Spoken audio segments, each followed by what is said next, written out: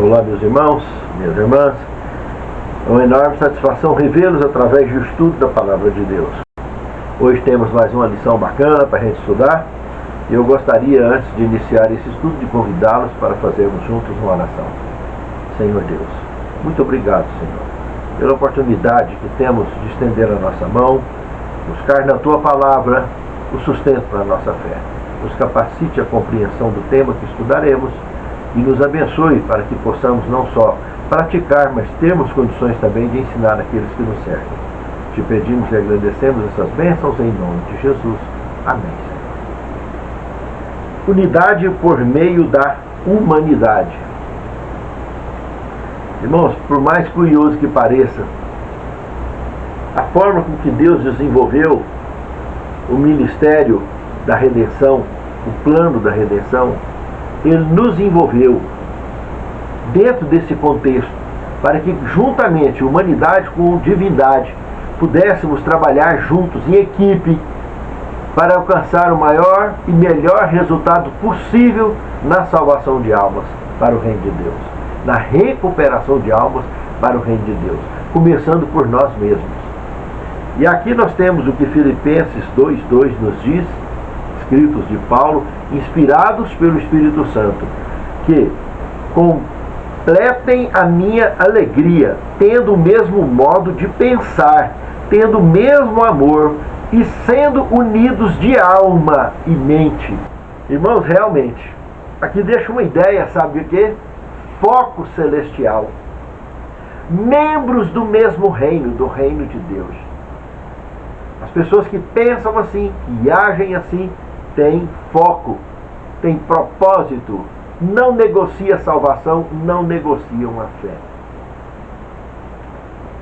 E isso refletido na comunidade de irmãos de irmãos e irmãs, na fraternidade, adquire uma força tremenda em torno do propósito da redenção.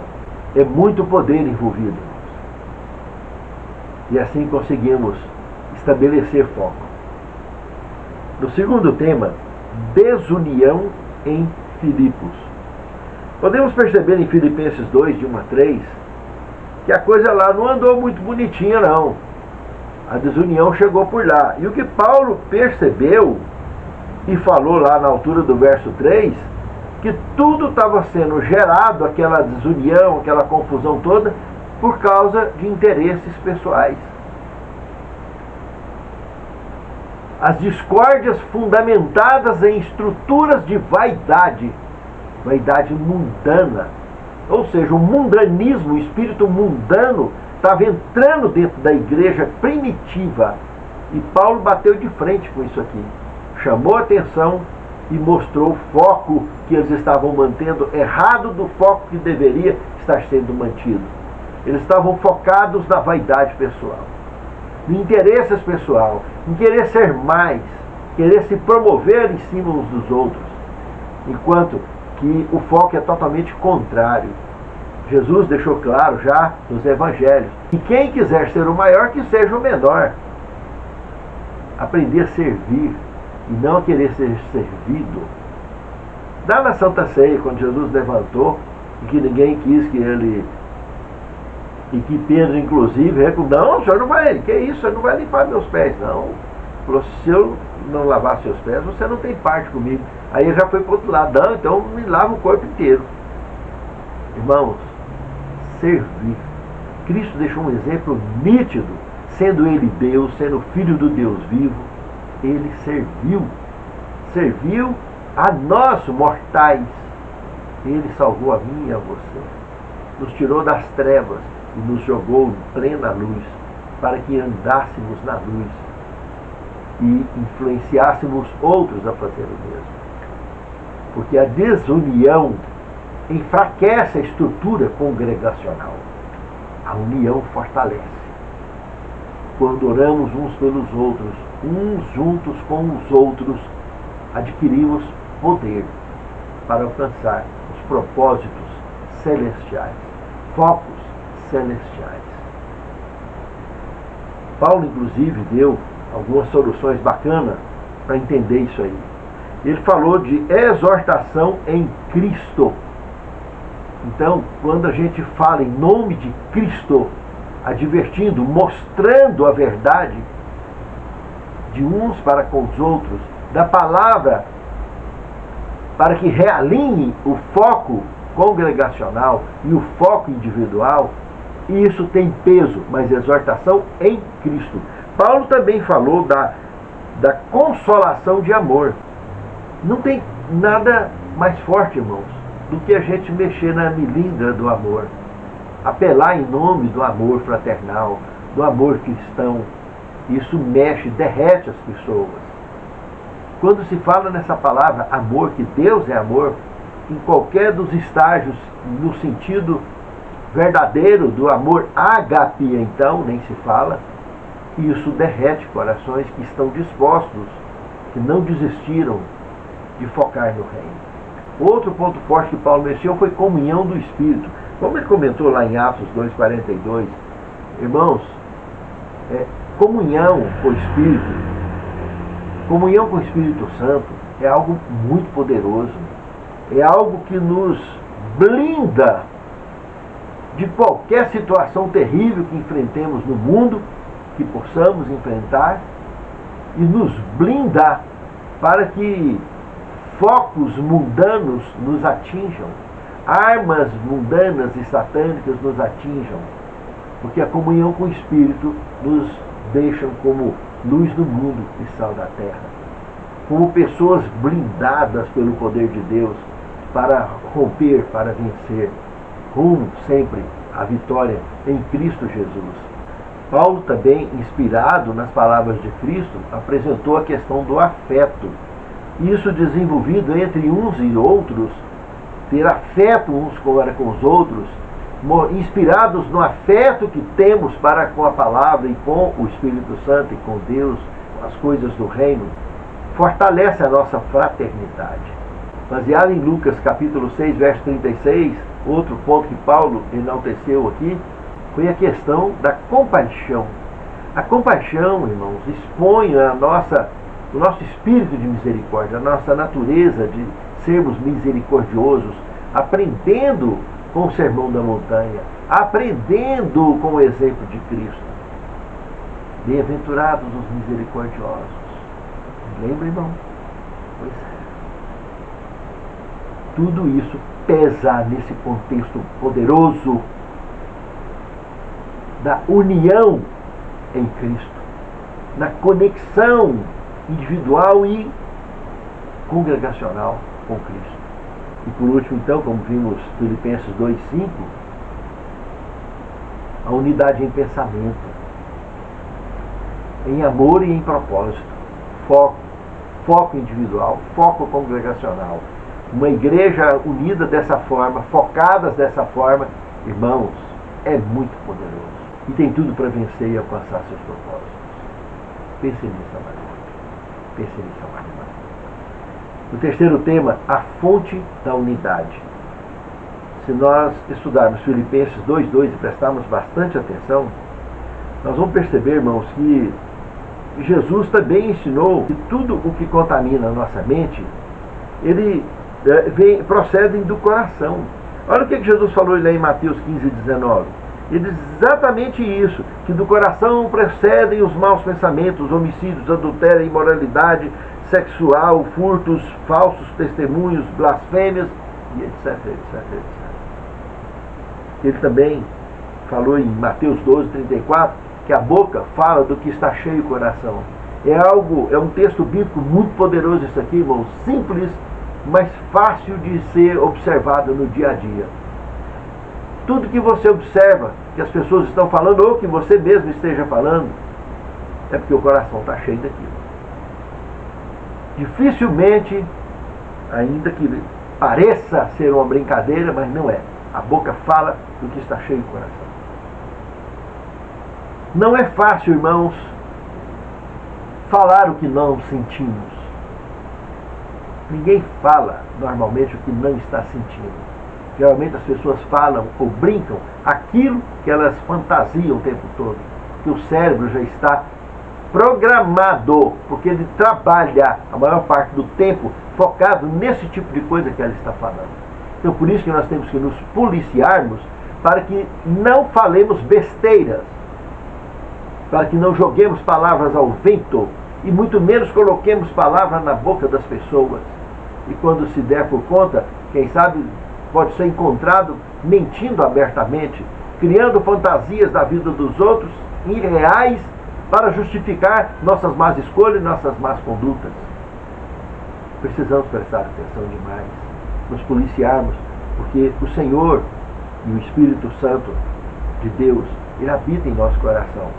E Ele quer que o nosso coração se encha de luz, para que falemos coisas boas, que pensemos coisas boas e tenhamos focos dirigidos ao reino eterno. E nada diferente disso. Porque quando não nos dirigimos ao reino eterno, a coisa se complica bastante. Passamos a ter mentalidade mundana, pensamentos mundanos e comportamentos mundanos, palavras mundanas. E para termos palavras celestiais, comportamentos celestiais, sermos identificados como membros do reino de Deus aqui na terra, precisamos de fato adorá-lo em espírito e em verdade. Olha o que Jesus falou lá no Evangelho de João, no capítulo 4, verso 23, lá no poço de Jacó, lembra? Olha, mulher, a hora vem, e agora é, em que os verdadeiros adoradores adorarão o Pai, em espírito e em verdade, porque o Pai procura a tais que assim o adorem.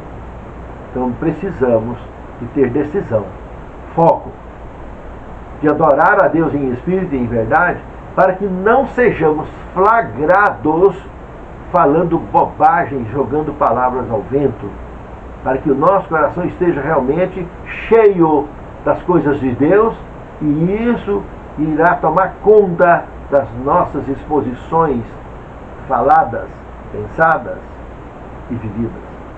Pense nisso. Pense nisso. A fonte da unidade, o nosso coração. Que nós estamos alimentando o nosso coração, a nossa mente. Estudar a palavra é muito importante. Viver a palavra nem se fala. Ensinar a palavra nos estabelece no conhecimento, cada dia mais. Pense nisso. Muito poderoso isso. No quarto tema, implante mental ou cirurgia mental. Achei interessante essa postura aqui do autor da lição, porque hoje em dia, irmãos, muitas empresas estão desenvolvendo tecnologias que combinam o poder dos computadores com o cérebro humano.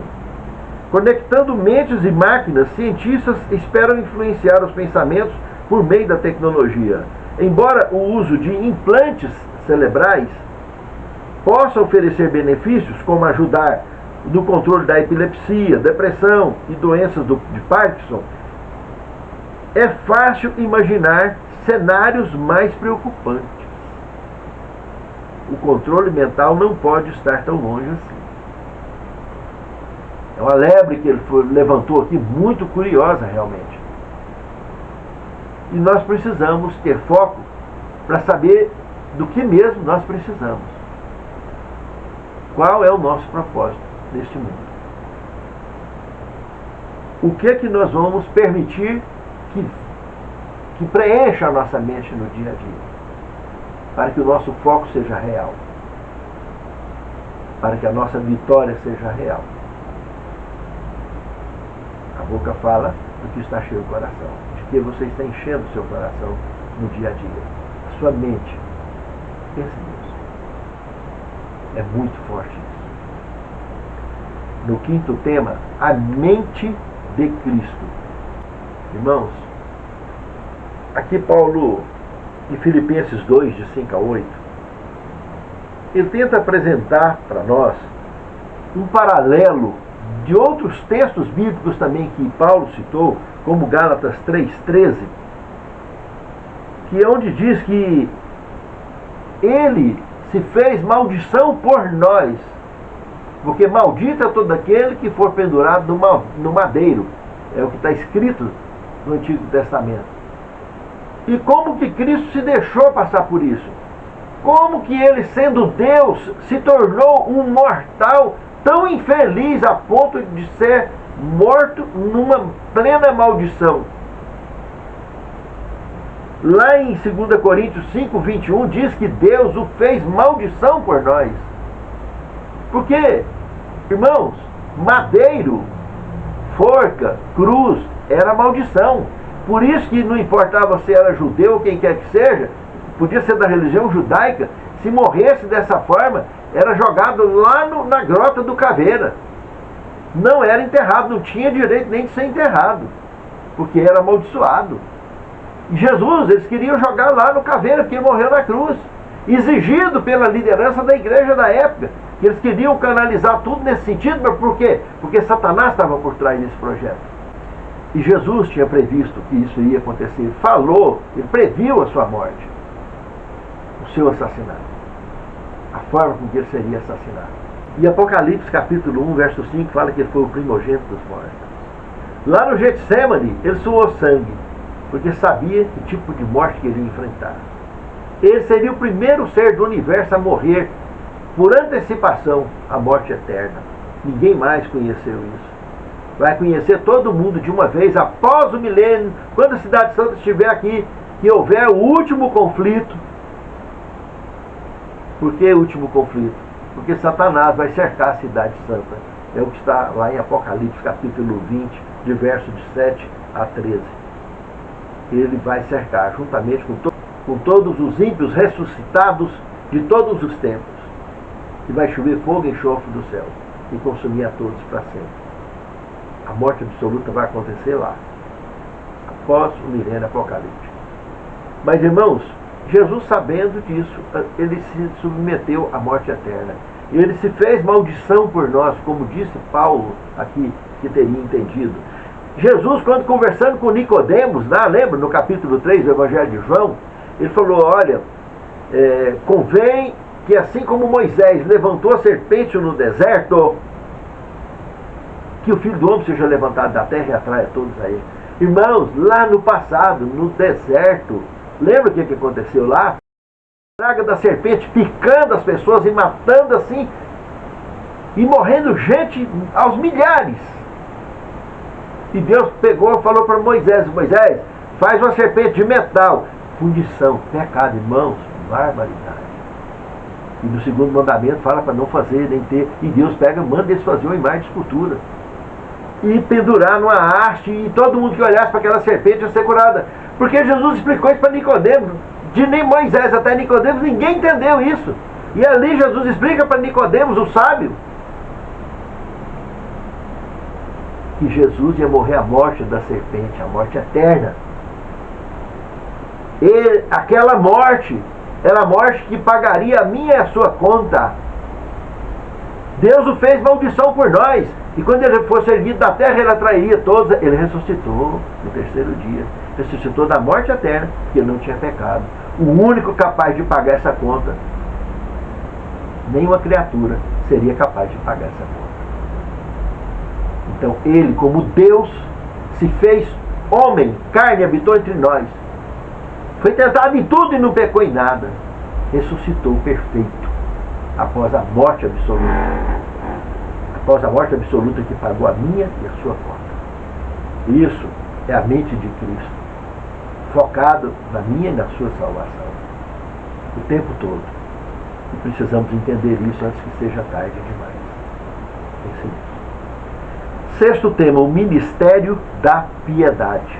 Irmãos, vários textos que Paulo comenta, como Romanos 8:3, Hebreus 2:14-18 e 4:15, nós podemos entender esse alinhamento que ele comenta também em 1 Coríntios 8:2. Olha, irmãos, o ministério da piedade, em primeiro lugar, se a gente observar Filipenses 2:6, fazendo paralelo com esses textos que eu citei, existindo na forma de Deus,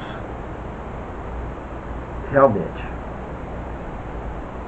ele existiu na forma, ele ressuscitou em glória, ele passou na parede, ele não foi reconhecido após a ressurreição por ninguém, entende, irmão? Porque ele retomou a forma divina que ele tinha antes de se projetar no ventre de Maria. Filipenses 2:7 diz que ele se esvaziou, claro, deixou as suas vestes reais e se tornou um mortal e viveu entre nós. E foi humilhado, cuspido, sentiu dores e tudo mais, mas não pecou em nada. Filipenses 2:8 fala que ele se humilhou de fato, se humilhou até a morte de cruz, maldição, e ressuscitou, porque não tinha pecado, ressuscitou da morte eterna. Como o quarto ponto, né? Morte de cruz, maldição, ressurreição poderosa de alguém único no universo, por isso foi chamado de unigênito, meu filho unigênito. Deus amou o mundo de tal maneira e deu seu próprio filho unigênito, para que todo aquele que nele crê não pereça, mas tenha vida eterna, único da espécie. Só o unigênito de Deus poderia alcançar esse propósito e salvar a mim e a você. Por fim, no sexto tema, alunos eternos. Disse então um texto de Manuscritos 36, de 1885, que diz o seguinte: quando estamos passando por um processo de formação como Moisés na escola de Cristo, qual deve ser a nossa atitude? Devemos nos tornar arrogantes? Ter uma opinião exagerada sobre nós mesmos? Não devemos achar que já sabemos tudo o que precisamos aprender. Devemos fazer o melhor uso dos talentos que Deus nos deu, para que quando este corpo mortal se revestir da imortalidade, não abandonemos o que alcançou, mas possamos levá-lo conosco. Ó Senhor, que tudo o que aprendemos de Ti se sobreponha em nosso ser, em nossa conduta, em nossas escolhas, para que sempre andemos nos Teus caminhos e possamos de fato ser luz no mundo e sal da terra, e que possamos cumprir com a missão que Tu nos tens confiado, por sermos alunos focados no Teu reino, na Tua palavra e no cumprimento de nossa missão. Tende misericórdia de nós, Senhor, nos fortaleça, nos livre de todo mal e nos capacite. Prepare-nos para o Teu reino. É o que te suplicamos agradecidos em nome de Jesus. Amém.